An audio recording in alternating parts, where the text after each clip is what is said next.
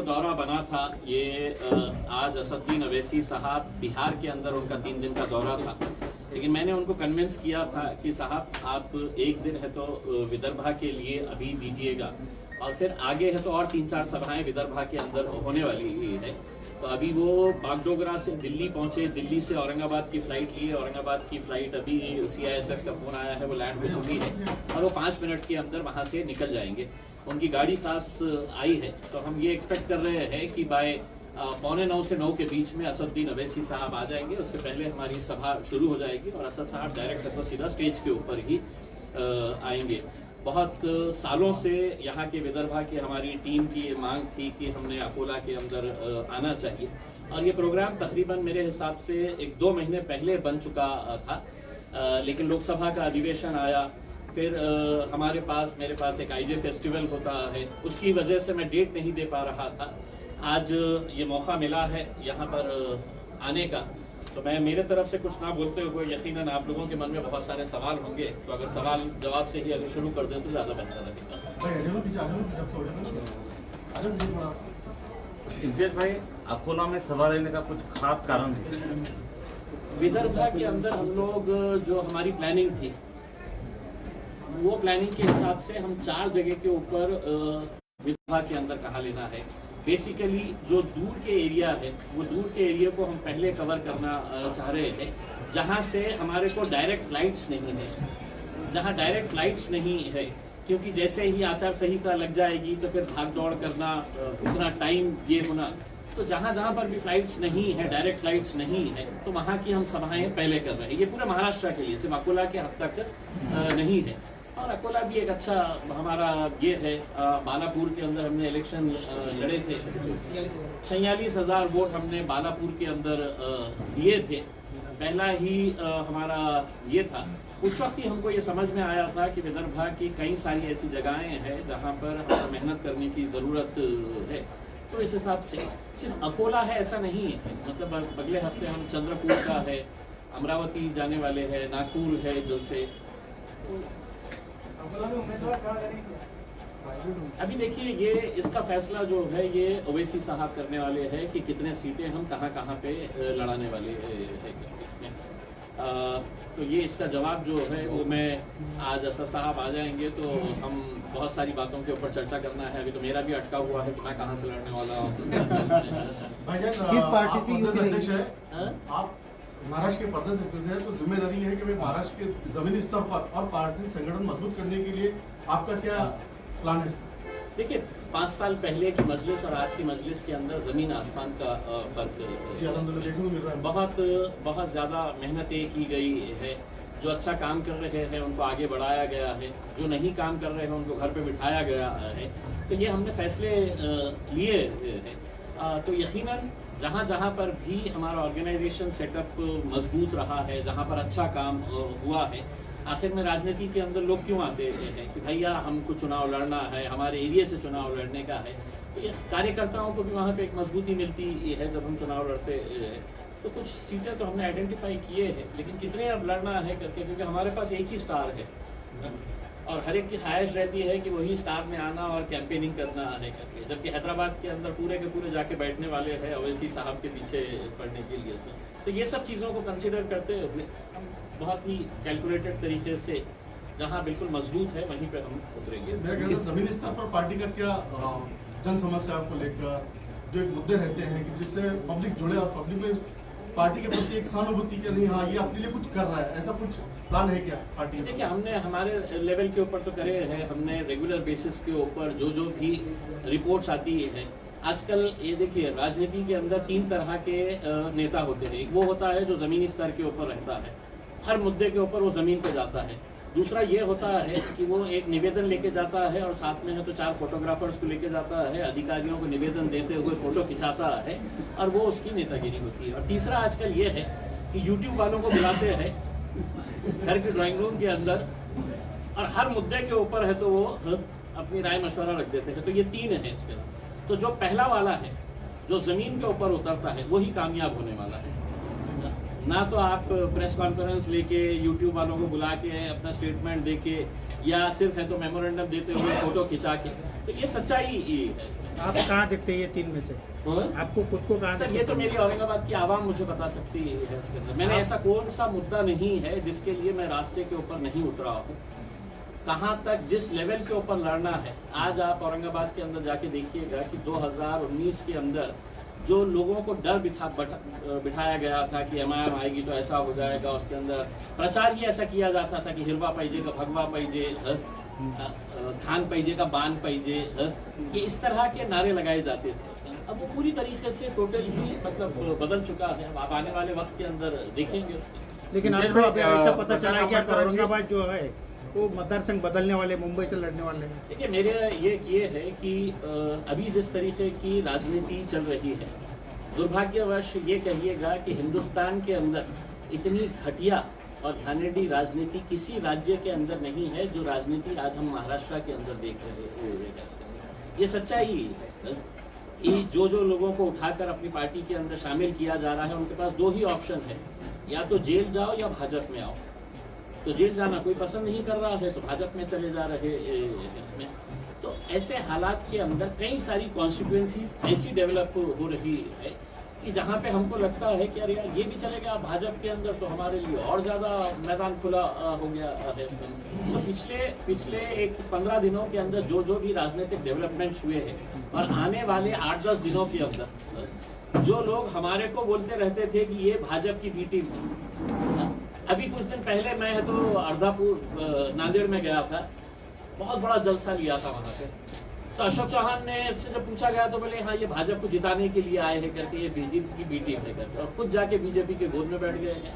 मैं बुरहानपुर गया था मध्य प्रदेश के अंदर, तो उस पूरे चुनावी प्रचार के अंदर कम से कम 500 मरतबा कमलनाथ ने बोला होंगे कि ये बीजेपी की बी टीम है करके। अब कहाँ जाने का उनका इरादा है, कहाँ जा रहे थे वो?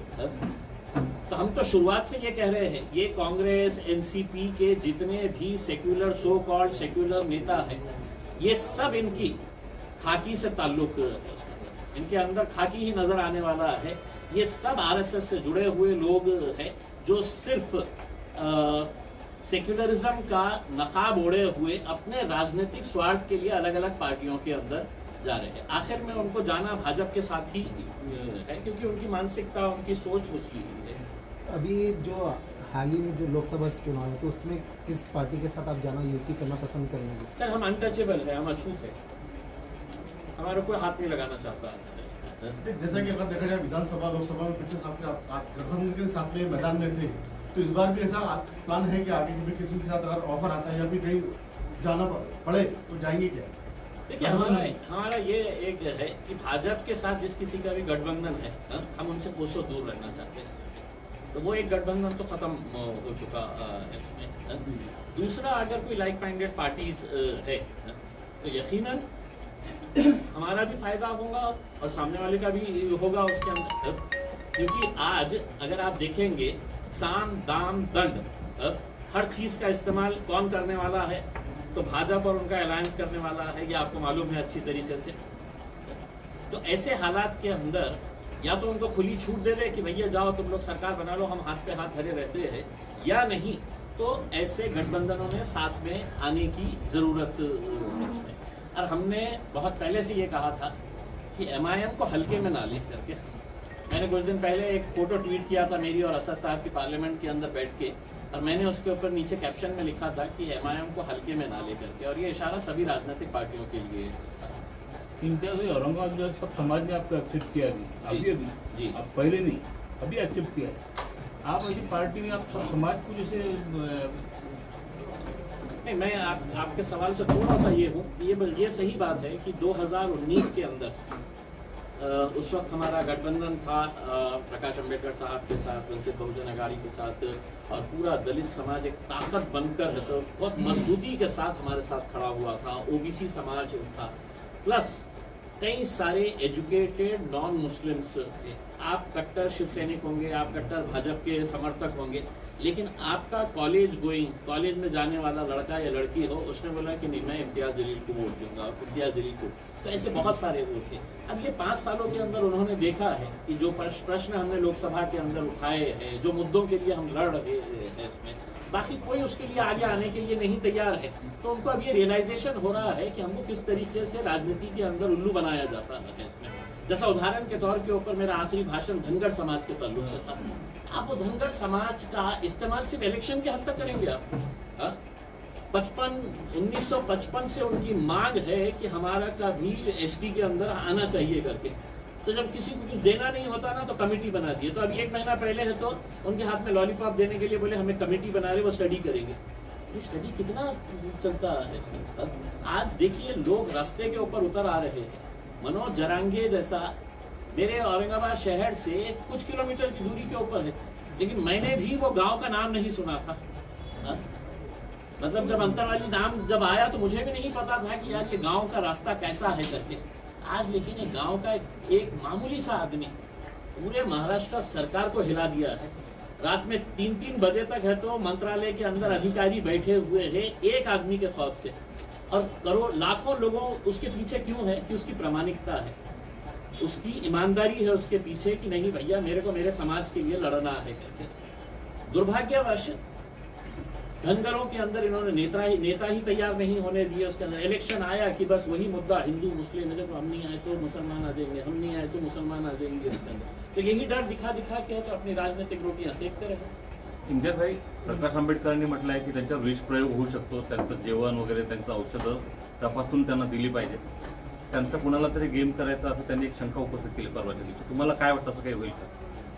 काय आहे की आता बाळासाहेबांनी अशी शंका व्यक्त केली असेल तर नक्की त्यांच्याकडे काही इनपुट्स आले असेल आणि हे खूप चिंतेची बाब असेल असं हे खरं असेल तर इसके बारे में नक्की पोलिसांनी काळजी घ्यावी। त्यांच्यासोबत जे राहणारी टीम आहे त्यांनी काळजी घेण्याची आवश्यकता आहे।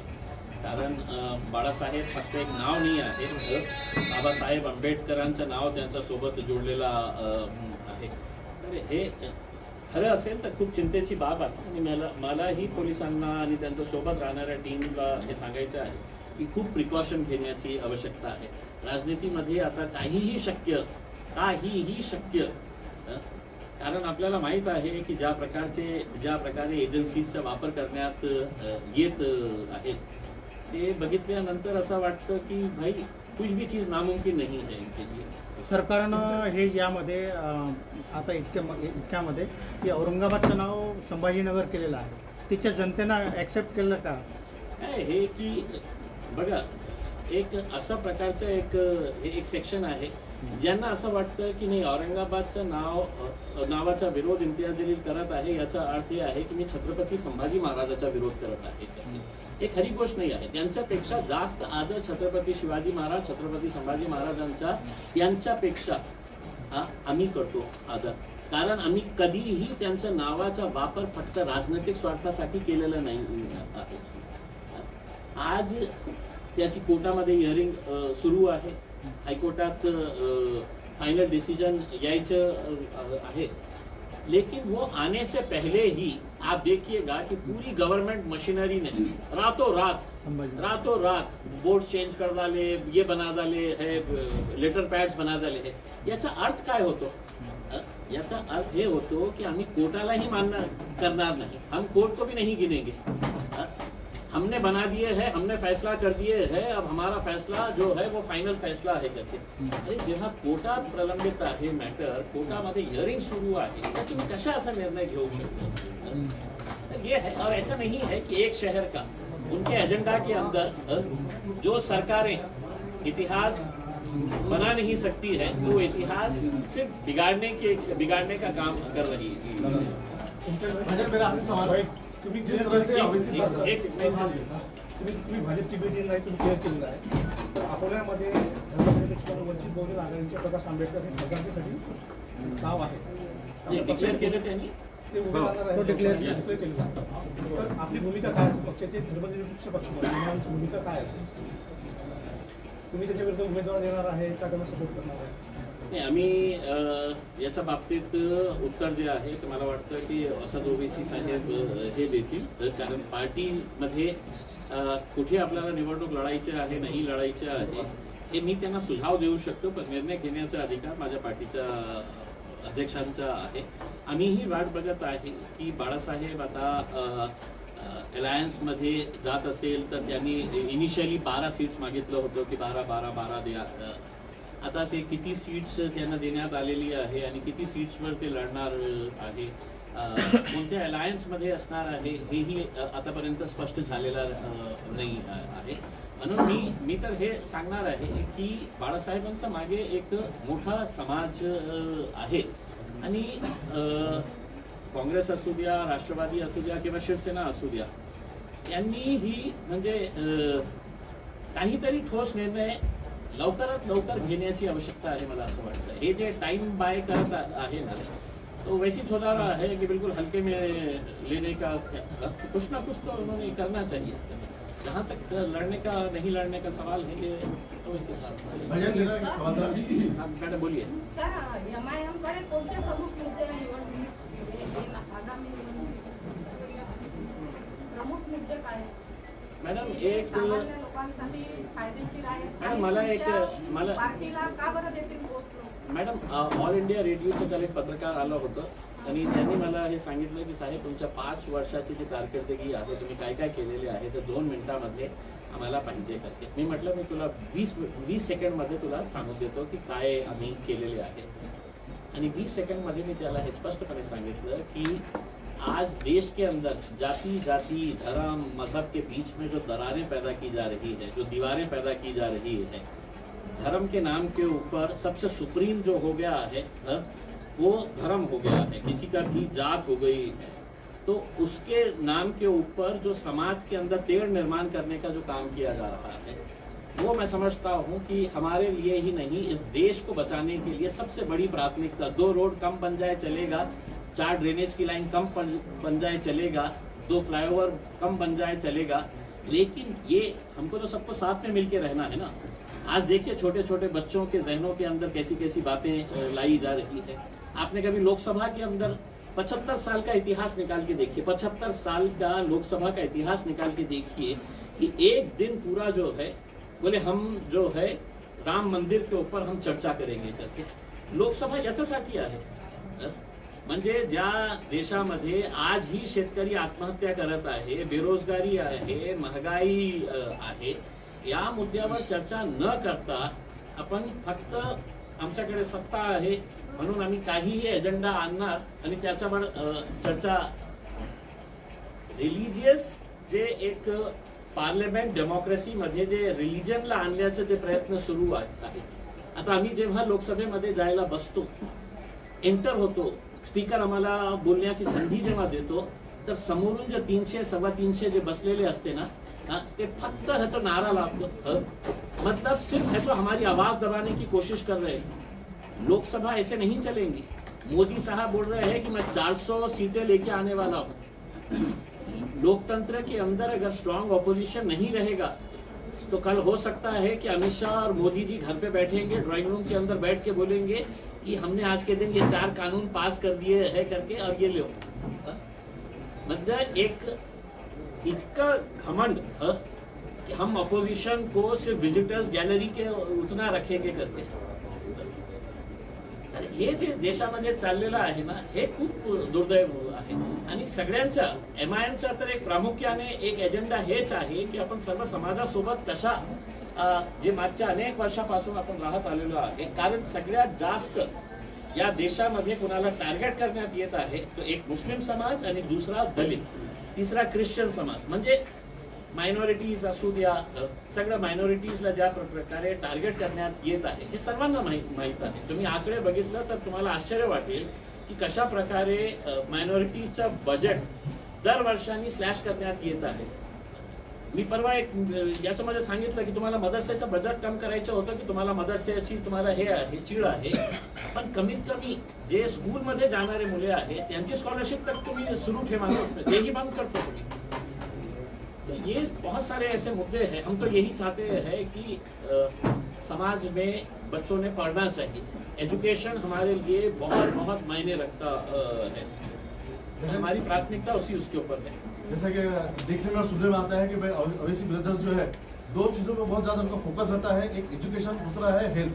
तो जिस तरह से तेलंगाना में उनके कारकर्दगी हो रही है, तो क्या वो तेलंगाना के अलावा महाराष्ट्र की जनता, महाराष्ट्र की उस आवाम, उस पिछड़ेपन को भी लिए भी काम करेंगे इस दो लाइन पर, एक हेल्थ और एक एजुकेशन पर? देखिए, हेल्थ के लिए जहाँ तक भाई ओवैसी साहब के जो हॉस्पिटल्स अगर देखेंगे, जी। और मैं आज भी है तो ये बात को चैलेंज कर रहा हूँ, आपके पास यहाँ पर कोई भी बड़ा सेना का, भाजपा का, कांग्रेस का, एनसीपी का नेता आया तो उनको है तो मैं ओपन चैलेंज कर रहा हूँ कि जो काम अवैसी बंधु एजुकेशन और हेल्थ के अंदर कर रहे हैं हैदराबाद के अंदर, आपको ताज्जुब होगा कि अकबर अवैसी का नाम आते ही बोलेंगे कि नहीं वो भड़काऊ भाषण के बारे में, लेकिन आज अकबर अवैसी 17,000 बच्चों को मुफ्त एजुकेशन देते हैं, 17,000।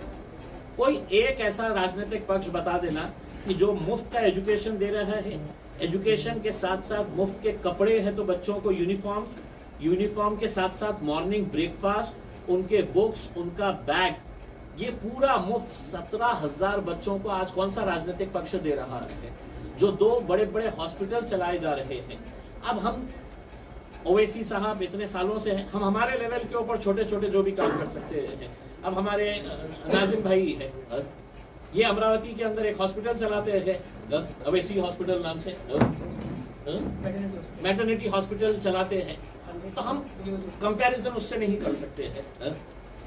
लेकिन जहां जहां पर भी हम कर सकते हैं, हमने एजुकेशन के लिए, स्कूल्स के लिए हमारी पूरे फोकस जो है, कम से कम मैं आपको एक से मेरे जिले की अगर मैं बात बताऊं, मैं जब ग्रामीण एरिया के अंदर जाता हूं और देखता हूं कि स्कूल की हालत जो जिला परिषद के स्कूल से है, आप भी अपने ग्रामीण एरिया के अंदर जाइए और फिर मोदी जी का वो भाषण सुनिएगा। अब बड़े बड़े स्कीम के नाम दे देते हैं और इतने 1,000 करोड़ हमने दिए हैं। सिर्फ मेरे जिले के अंदर मैंने मेरे कलेक्टर को बोल के तो सर्वे करवाने लगाया कि कितने ऐसे स्कूल के क्लासरूम्स हैं जिसके ऊपर पक्की छत नहीं है, टीन के शेड के नीचे है तो बच्चे पढ़ रहे हैं। तो सिर्फ एक जिले के अंदर रिटर्न के अंदर कलेक्टर के पास से आया है कि हमने सर्वे करने के बाद 3,330 क्लासरूम्स है, 3,330 क्लासरूम जिसके ऊपर पक्की छत नहीं है। अपन ये हॉल के अंदर एसी है, पंखे है उसमें, उसके बावजूद भी पसीना निकल रहा है ना। आप तस्वर करिएगा कि वो बच्चे है तो मार्च में, फरवरी में कैसा बैठते होंगे। अभी एक स्कूल के अंदर गया बैठने के लिए, नीचे बैठे हुए बच्चे, मैं बोला इनको बेंचेस क्यों नहीं है? तो बोले हमने अधिकारी को कई मरतबा बोले, उसको बोला कि नहीं दे सकते, हमारे पास फंड नहीं है। मग एका साईडला इतकं मोठे मोठे घोषणा करायचे, आपली पीठ थपथपायची, पेपर मध्ये फुल पेज ऐड बनाने का है, आप इसके अंदर बड़े बड़े होर्डिंग्स अपने लगा देने का है, मोदी है तो मुमकिन है करके। आपको ये प्रधानमंत्री आवास योजना इतने करोड़ बना दिए, मैं बोला झूठ बोल रहे हैं, पार्लियामेंट के अंदर बैठ के बोला झूठ बोल रहे हैं आप। मोदी जी आपने सपना दिखाया है, मेरे शहर के अंदर 60,000 लोगों ने फॉर्म भरा था 2017 के अंदर। एक घर देना तो बहुत दूर की बात है, एक घर के काम की शुरुआत तक नहीं हुई है, कंस्ट्रक्शन तक नहीं हुआ है। तो आप अब बड़े बड़े उसके अंदर कि हमने इतने करोड़ घर बना लिए हैं, इतने घरों, और घर नहीं बनाए हैं। बोल रहे घर रहेगा, घर में नल में जल, ये सब चीजें, तो ना घर है, ना नल है, ना जल है, फिर काय के लिए हमारे को आप बड़ी बड़ी बातें कर रहे हैं करके। उनके जितने भक्त हैं तो वो जैसे ही वो करे तो वो तालियां बजाना शुरू कर डालते हैं, मतलब एक्सपर्ट हो गए वो तालियां बजाने के लिए। कुछ वक्फ बोर्ड को लेकर कुछ इसको खत्म करने की ऐसी चल रहा है क्या वक्फ बोर्ड? देखिए, वक्फ बोर्ड को केंद्र सरकार खत्म करने की कोशिश कर रही है। वो बिल लाना चाह रहे हैं कि वक्फ बोर्ड का पूरा अस्तित्व खत्म कर दिया जाए और उसको रेवेन्यू डिपार्टमेंट के हवाले कर दिया जाए करके। जबकि हकीकत ये है कि वक्फ जो है वो एक स्पेशल पर्पस के लिए और एक स्पेशल कॉज के लिए बनाया गया था उसमें। लेकिन आज अगर देखा जाए तो वक्फ की पूरी ज़मीनें कहाँ चली गई है, किसके इशारों के ऊपर गई है, किसने इसको बंदर बाट कर दिया है। तो अब वक्फ के अंदर क्या बचा हुआ है?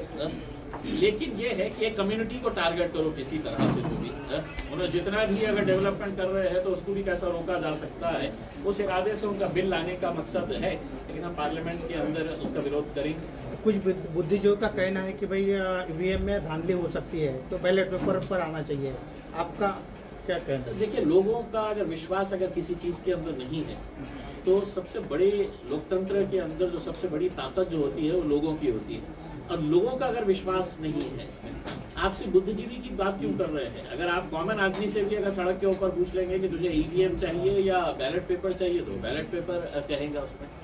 और मतलब टेक्नोलॉजी, साइंस एंड टेक्नोलॉजी इतनी आगे बढ़ चुकी है साहब। हमारे पास एमएससीबी के बड़े बड़े ऑफिसर्स आए और उन्होंने बोले कि साहब हम पूरे शहर के मीटर चेंज कर देने वाले हैं करके और इलेक्ट्रॉनिक मीटर लगाने वाले हैं करके, वो टेम्परिंग ही नहीं होते है करके। मैं बोला चलिए साहब 15,000 रुपये ले रहा है अभी टेम्परिंग करने के ऊपर। लगाने से पहले ही उसकी टेम्परिंग का रेट फिक्स हो गया था कि 15,000 रुपये में हम तुम्हारा मीटर टेम्परिंग करके दिला लेंगे करके, उसमें क्या क्या काड़ी कूड़ी करने का है करके। तो हर चीज़ ये है। और अगर लोगों का विश्वास नहीं है तो आप क्यों जिद कर रहे हैं भाई? इतने सालों तक बैलेट पेपर के ऊपर ही था ना।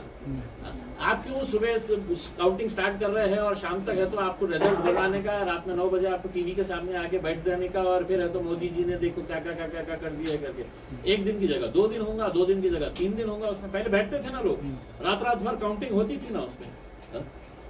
तो लोगों का अगर नहीं है तो चैलेंज एक्सेप्ट करिए। मोदी जी ने बोलना चाहिए हम सब अभी रख दे रहे हैं, हम बैलेट पेपर के ऊपर करना है। ईवीएम होने के बाद से भी रजिस्टर बहुत रखना काउंटिंग का उसका 1 महीने का, पिछले उसमें तो 1 महीने का ये था। ये काय के लिए फिर जब तू इतनी तत्परता है कि रजिस्टर क्यों रख रही उससे सवाल क्यों कर रहे हैं? आपके सवाल में ही आपका जवाब है। सर वो अभी भी ज्ञानवापी पर भी सवाल उठाई जा रही है, आपका कहना क्या है?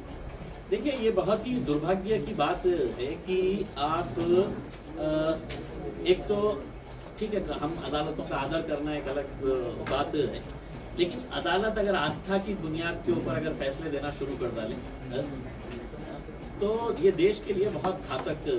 कोर्ट जो है वो एविडेंस देखना चाहिए, और सिर्फ ये है कि इनकी आस्था है करके। तो मेरी आस्था है कि मैं जाके है तो नरेंद्र मोदी जी के घर के अंदर जाके बैठ जाऊँ करके, उसके अंदर मेरी ख्वाहिश है।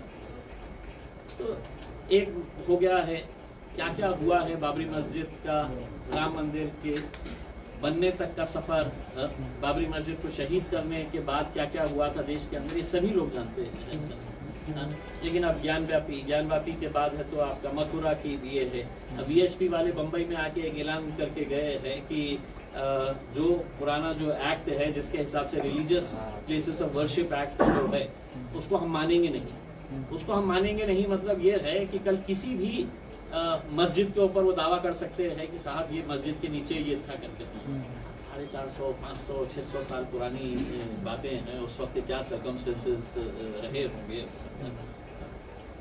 ऐसा कहा जाता है कि जो मंदिर पीट रहे हैं, लेकिन एक आम हिंदू से भी अगर आप बात करेंगे, हमारे हिंदू भाइयों से भी अगर बात करेंगे तो उसको भी आज के दिन है तो रोजी रोटी की फिक्र है, उसको भी अपने बच्चे को है तो नौकरी के ऊपर लगाने का है, उसको भी अपने बैंक का इंटरेस्ट लोन जो है वो कम चाहिएगा, उसका ईएमआई बढ़ते जा रहा है। घर कोई भी आज के दिन कैश से नहीं लेता है, सब बैंक से लोन लेते हैं। तो सबकी फिक्र जो है ना वो अपने रोजी रोटी के ऊपर है, रोजमर्रा की जिंदगी के ऊपर है करके।